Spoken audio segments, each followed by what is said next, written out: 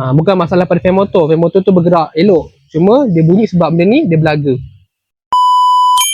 Okay, Assalamualaikum. Kali ni kita ada sebiji MyIV. Dia ada masalah bila dia kata komplain on aircon je ada bunyi macam ada kasar pada bahagian depan enjin ni.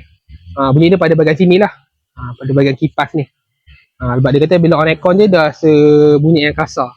So bila kami check, rosak je kat bahagian ni. Ni nama dia apa?